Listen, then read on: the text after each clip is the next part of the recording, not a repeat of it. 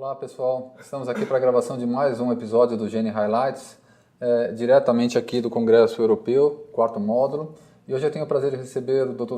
Celso Gino, que é do Rio de Janeiro, e tem grande experiência, uma recente publicação na JNR a respeito de arboviroses e as complicações possíveis em pacientes adultos.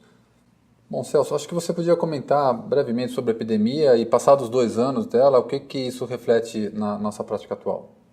O que a gente teve aqui, em 2017, teve uma epidemia muito grande de Zika vírus, não só no Nordeste, mas também no Rio de Janeiro, né? Alguns casos esporádicos em outros estados, e atualmente a gente não tem muito caso, né? Ano passado praticamente não teve caso durante o verão passado, mas persiste ainda outros casos de dengue, por exemplo, como arboviroses, né?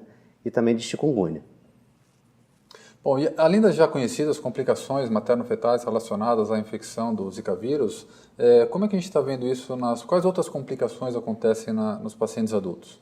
A grande questão da infecção viral, como você tem, depois você tem a ADEN, né, que é uma doença desmilizante, que pode preceder qualquer doença viral.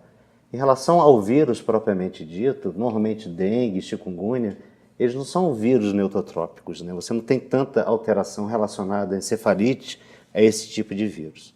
E também acontece com o Zika. O que aconteceu do Zika, que é um diagnóstico muito difícil, muitas das vezes os primeiros casos foram por exclusão e é apenas através de dados sorológicos que a gente conseguiu fechar diagnósticos. Porque não é simples no nosso meio, né? Não é simples. A questão do Zika, especificamente, isso foi criado ao longo da epidemia, né?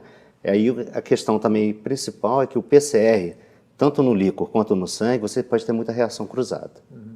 E existe algum sinal radiológico que seja mais específico, apontando para esse diagnóstico? Isso é uma coisa interessante que a gente, quando começou a ter esses casos e perceber por exclusão que se tratava de encefalomielite relacionada a Zika, por exemplo, que tem algum paralelo em relação a outros tipos de infecção de arbovirose, como West Nile, como St. Louis, por exemplo. Então, o que a gente viu é que tinha alteração no pedúnculo cerebelar médio, braço posterior de cápsula interna e principalmente em medula, a mielite extensa, com comprometimento quase que exclusivo de ponta anterior de medula. Que pode simular até outras situações clínicas. Que pode simular outras alterações clínicas. E o que a gente tinha também é a questão de síndrome de Guillain-Barré, que teve uma incidência maior relacionada à questão de Zika. Não só de cauda equina, de uma forma mais difusa, não só localizada ventralmente, como classicamente é descrita a síndrome, mas também apresentações de nervo craniano, com a variante de Miller-Fisher. Uhum.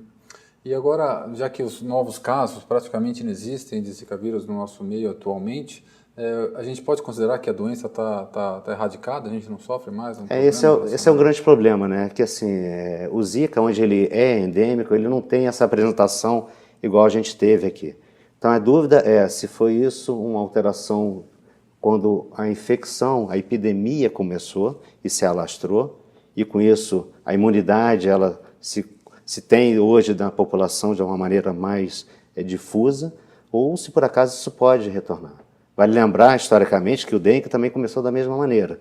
Teve um pequeno surto, alguns casos, depois um surto maior no ano seguinte, se passou 2, 3 anos praticamente sem nenhum caso, depois voltou e hoje é uma endemia praticamente em todo o território e também na América do Sul.